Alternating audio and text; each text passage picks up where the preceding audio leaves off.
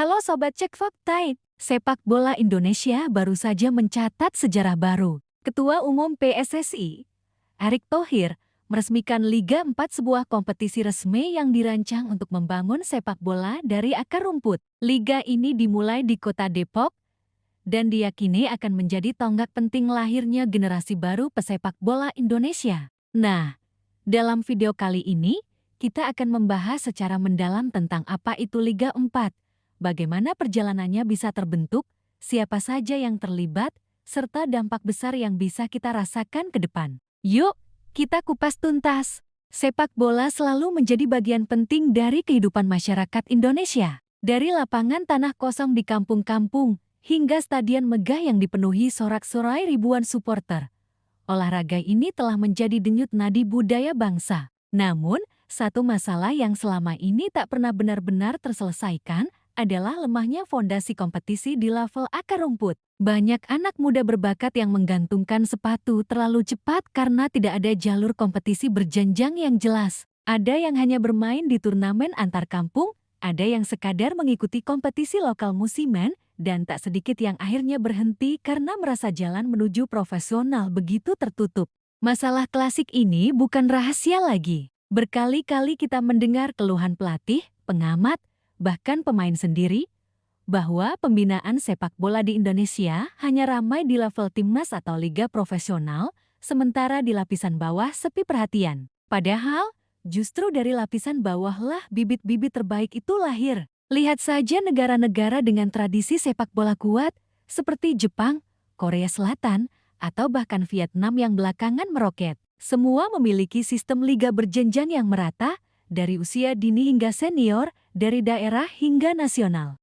Kesadaran inilah yang kemudian mendorong PSSI di bawah kepemimpinan Erick Thohir untuk melakukan terobosan baru, menghadirkan Liga 4, sebuah kompetisi resmi di tingkat kabupaten atau kota yang menjadi fondasi pembinaan sepak bola Indonesia. Gagasan ini sebenarnya belum lama muncul. Erick Thohir sendiri menyebutkan, ide Liga 4 baru dibahas sekitar 3 minggu sebelum peresmian, tepatnya saat gelaran Piala Presiden. Namun, berkat respons cepat dari Gubernur Jawa Barat saat itu, Deddy Mulyadi, dan dukungan penuh dari pemerintah Kota Depok, ide ini langsung diwujudkan dalam bentuk nyata. Sabtu, 23 Agustus menjadi hari bersejarah. Kota Depok, Jawa Barat, ditetapkan sebagai tuan rumah pertama penyelenggaraan Liga 4 se-Indonesia. Acara pembukaan berlangsung meriah, dihadiri langsung oleh Ketua Umum PSSI Erick Thohir, Gubernur Jawa Barat Deddy Mulyadi, serta Wali Kota Depok Supian Suri. Kehadiran tiga tokoh ini bukan hanya seremonial belaka, melainkan simbol dari komitmen lintas institusi dalam membangun sepak bola dari bawah. Dalam sambutannya, Erick Thohir dengan tegas menyampaikan apresiasi tinggi kepada semua pihak yang terlibat. Ia bahkan mengaku terkejut sekaligus bangga karena ide yang baru dibahas beberapa minggu lalu bisa segera diwujudkan. Erick menegaskan, langkah cepat seperti inilah yang dibutuhkan sepak bola Indonesia. Ia mengibaratkan Liga 4 sebagai tonggak sejarah baru karena untuk pertama kalinya ada kompetisi resmi di tingkat kota atau kabupaten yang terintegrasi dengan sistem Liga Nasional. Baru 3 minggu lalu kami bahas saat Piala Presiden dan langsung Gubernur Jawa Barat yang terkenal dengan terobosannya memutuskan menjadikan Kota Depok sebagai penyelenggara pertama Liga 4 se-Indonesia. Saya salut dan bangga, ujar Erick di hadapan Deddy Mulyadi dan Supian Suri. Tak berhenti di situ, Erick juga mengungkapkan rencana pembangunan infrastruktur penunjang. Bersama Menteri Pekerjaan Umum dan Perumahan Rakyat PUPR serta Wali Kota Depok, ia telah membahas kemungkinan pembangunan stadion baru di Depok. Langkah ini menunjukkan bahwa Liga 4 tidak hanya dipandang sebagai turnamen sesaat, melainkan bagian dari proyek besar pembangunan sepak bola nasional. Atmosfer pembukaan Liga 4 Depok terasa hangat dan penuh semangat. Ribuan warga hadir menyaksikan, mendukung tim-tim lokal yang siap berlaga. Sebanyak 15 tim ambil bagian. Dengan syarat khusus, semua pemain harus berusia 21 tahun ke bawah. Aturan ini sengaja diterapkan agar kompetisi benar-benar menjadi ajang pembinaan pemain muda, bukan sekadar ruang bagi pemain senior yang mencari wadah bermain. Format turnamen pun dirancang kompetitif. 15 tim dibagi ke dalam 3 grup, masing-masing berisi 5 tim. Hanya juara grup dan 1 runner-up terbaik yang berhak melaju ke semifinal. Setelah itu, undian akan menentukan siapa bertemu siapa, hingga akhirnya lahir juara pertama Liga 4 Depok. Kompetisi ini dijadwalkan berlangsung lebih dari sebulan, hingga 27 September, sehingga para pemain memiliki cukup banyak pertandingan untuk mengasah kemampuan dan mental bertanding. Laga perdana mempertemukan PS Korpri melawan PS Sawangan di grup A. Meski bukan klub profesional, pertandingan berlangsung dengan atmosfer meriah, layaknya laga liga profesional. Supporter lokal memberi dukungan penuh, menyalakan semangat pemain muda yang tampil penuh determinasi. Momen ini seolah menegaskan bahwa masyarakat sangat khas akan kompetisi sepak bola yang terstruktur dan reguler di level daerah. Menariknya, Erick Thohir juga menyampaikan kabar membanggakan khusus untuk warga Depok. Salah satu pemain diaspora baru Indonesia, Miliano Jonathans, ternyata memiliki kakek yang berasal dari Depok. Fakta ini menjadi bukti bahwa talenta dari kota tersebut bisa bersinar hingga ke level nasional, bahkan internasional. Erick berharap, dengan adanya Liga 4, akan semakin banyak Miliano baru yang lahir dari Depok dan daerah lain di Indonesia. Kehadiran Liga 4 juga menandai perubahan besar dalam struktur kompetisi sepak bola nasional. Jika selama ini jalur promosi hanya dimulai dari Liga 3 di tingkat provinsi, kini klub amatir di tingkat kota atau kabupaten punya kesempatan lebih nyata untuk berkembang. Juara Liga 4 nantinya akan mendapatkan tiket promosi ke Liga 3, sehingga jenjang kompetisi semakin jelas. Dengan sistem ini, klub amatir tidak lagi merasa jalan mereka terhenti di level lokal. Ada harapan untuk naik kasta, ada motivasi untuk lebih serius mengelola tim, dan tentu saja ada peluang bagi pemain muda untuk menunjukkan kualitasnya. Depok, sebagai kota pertama penyelenggara, kini memegang peran simbolis. Kota ini menjadi laboratorium awal bagi PSSI untuk menguji sistem, format, hingga respons masyarakat terhadap Liga keempat. Jika berjalan sukses, bukan tidak mungkin model Depok akan direplikasi di seluruh Indonesia. Bayangkan,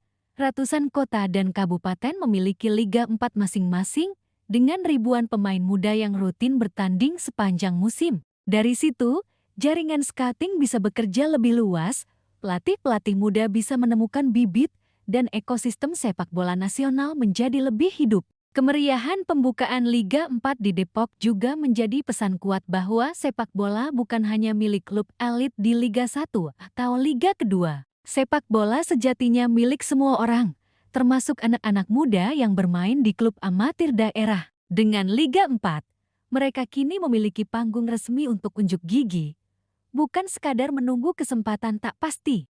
Bagian pertama ini menyoroti lahirnya Liga 4 sebagai jawaban atas kebutuhan mendesak pembinaan sepak bola akar rumput. Mulai dari ide, respon cepat pemerintah daerah, hingga peresmian di Depok yang meriah, semua menjadi fondasi awal bagi perjalanan panjang kompetisi ini. Dan tentu saja, ini baru permulaan. Pada bagian kedua nanti, kita akan membahas lebih jauh dampak besar yang bisa lahir dari Liga 4.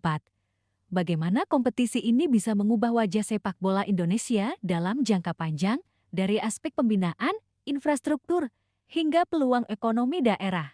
Hadirnya Liga 4 tentu bukan sekadar menambah daftar kompetisi di kalender sepak bola Indonesia. Lebih dari itu, ia membawa dampak strategis bagi berbagai aspek.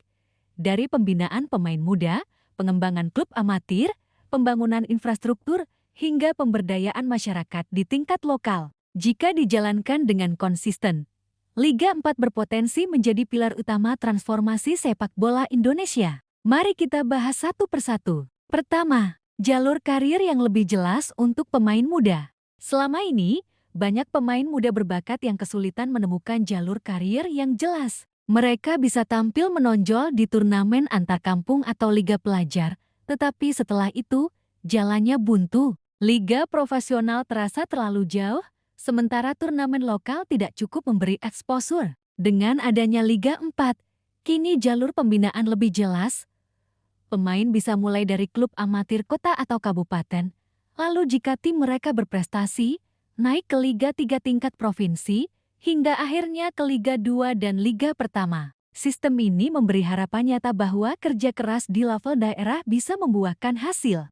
Bagi pemain muda U21, Liga 4 juga menjadi ajang penting untuk mengasah mental. Bermain di kompetisi resmi yang terjadwal dengan baik akan membentuk karakter kompetitif, disiplin, dan profesionalisme sejak dini. Mereka belajar bagaimana menghadapi tekanan, menjaga konsistensi performa, serta beradaptasi dengan gaya permainan yang berbeda. Semua ini sangat penting sebagai bekal jika suatu hari mereka membela klub profesional atau bahkan timnas Indonesia. Kedua, kebangkitan klub amatir daerah. Tak bisa dipungkiri, banyak klub amatir di Indonesia yang mati suri karena minimnya kompetisi resmi. Mereka hanya aktif saat ada turnamen musiman, kemudian bubar setelahnya. Liga 4 memberi napas baru bagi klub-klub ini. Dengan adanya kompetisi tahunan yang jelas, mereka punya alasan untuk terus eksis, membina pemain, bahkan mencari sponsor. Dampaknya bisa sangat besar. Klub amatir yang dulu hanya sekadar perkumpulan komunitas bisa berkembang menjadi entitas yang lebih profesional. Mereka mulai menata manajemen, melatih pemain dengan program terstruktur, bahkan mengembangkan akademi usia dini. Jika mereka berhasil promosi ke Liga 3, motivasi itu akan semakin besar. Pada titik ini, Liga 4 tidak hanya melahirkan pemain, tetapi juga melahirkan klub-klub sehat yang menjadi bagian penting ekosistem sepak bola nasional. Ketiga, infrastruktur, stadion, dan fasilitas latihan. Erick Thohir menegaskan bahwa pembangunan sepak bola tidak hanya soal kompetisi, tetapi juga infrastruktur. Diskusi dengan Menteri PUPR dan Wali Kota Depok soal pembangunan stadion baru menjadi sinyal kuat bahwa Liga 4 akan dibarengi dengan perbaikan sarana dan prasarana. Depok bisa menjadi contoh bagaimana sebuah kota memanfaatkan kompetisi untuk mendorong pembangunan fasilitas olahraga. Bayangkan jika setiap kota atau kabupaten yang menyelenggarakan Liga 4 memiliki stadion representatif, lapangan latihan berkualitas, dan fasilitas pendukung lainnya. Itu tidak hanya bermanfaat bagi klub peserta, tetapi juga bagi masyarakat umum. Anak-anak sekolah bisa berlatih di fasilitas yang layak, komunitas lokal bisa menyelenggarakan turnamen, dan kota punya identitas baru melalui stadion kebanggaan. Keempat, inspirasi dari diaspora. Kisah Miliano Jonathans. Cerita tentang Miliano Jonathans, pemain muda diaspora Indonesia yang ternyata punya kakak asal Depok, menjadi inspirasi tersendiri. Fakta ini menegaskan bahwa talenta sepak bola bisa lahir dari mana saja, termasuk dari kota yang sebelumnya jarang terdengar di peta sepak bola nasional. Erick Thohir sengaja menyampaikan hal ini sebagai pesan motivasi. Jika Depok bisa melahirkan darah sepak bola hingga ke level diaspora, mengapa daerah lain tidak bisa? Liga 4 membuka ruang bagi talenta-talenta lokal untuk ditemukan lebih cepat. Para pemandu bakat dan pelatih kini punya akses langsung ke kompetisi yang rutin digelar di daerah. Tidak ada lagi alasan bahwa pemain muda berbakat terlewat hanya karena mereka tinggal jauh dari pusat kota besar. Kelima, dampak ekonomi dan sosial. Sepak bola bukan hanya olahraga, tetapi juga industri. Liga 4 meski levelnya masih amatir, berpotensi menggerakkan roda ekonomi lokal. Bayangkan setiap kali ada pertandingan, ribuan orang datang ke stadion. Pedagang kaki lima mendapat keuntungan, transportasi lokal lebih ramai, hotel dan penginapan terisi, dan bahkan UMKM bisa memasarkan produknya di sekitar stadion. Selain itu, ada dampak sosial yang tak kalah penting. Anak-anak muda punya motivasi untuk berlatih serius karena tahu ada liga resmi yang bisa mereka ikuti. Orang tua juga lebih mendukung anaknya bermain bola, karena melihat ada jalur karir nyata. Komunitas supporter lokal tumbuh, menciptakan solidaritas dan identitas baru bagi kota atau kabupaten mereka. Keenam, membangun budaya kompetisi sehat.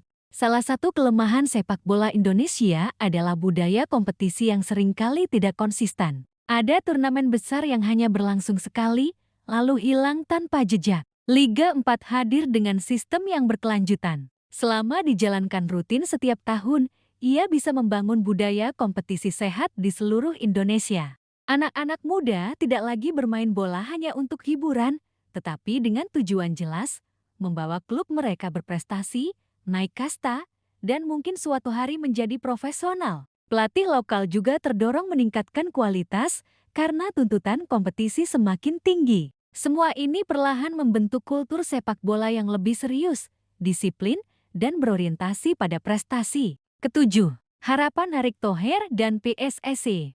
Dalam berbagai kesempatan, Erick Thohir menegaskan bahwa Liga 4 hanyalah langkah awal. Target besarnya adalah membangun ekosistem sepak bola yang berkelanjutan, di mana setiap level memiliki kompetisi resmi, setiap klub punya jalur pembinaan, dan setiap pemain punya kesempatan berkembang. PSSI akan terus mendukung dengan regulasi yang jelas, sistem promosi degradasi yang adil, serta dorongan infrastruktur yang memadai.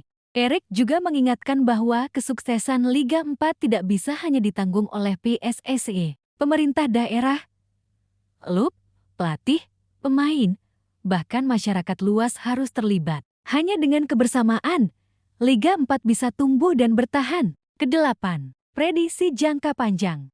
Jika Liga 4 konsisten digelar di seluruh Indonesia, dampaknya bisa sangat besar dalam 10 hingga 15 tahun ke depan. Bayangkan, setiap tahun ada ribuan pemain muda yang berkompetisi di Liga 4, lalu sebagian promosi ke Liga 3, Liga 2, hingga Liga Pertama. Dari jalur ini, Timnas Indonesia bisa mendapatkan pemain dengan pengalaman kompetitif yang jauh lebih matang. Selain itu, keberadaan Liga 4 juga bisa memicu tumbuhnya akademi-akademi sepak bola baru. Klub amatir akan berlomba mencari bibit terbaik dari sekolah-sekolah, komunitas, hingga kampung-kampung. Proses scouting menjadi lebih sistematis, tidak hanya bergantung pada rekomendasi atau koneksi. Pada akhirnya, Liga 4 bisa menjadi fondasi yang memperkuat mimpi besar sepak bola Indonesia.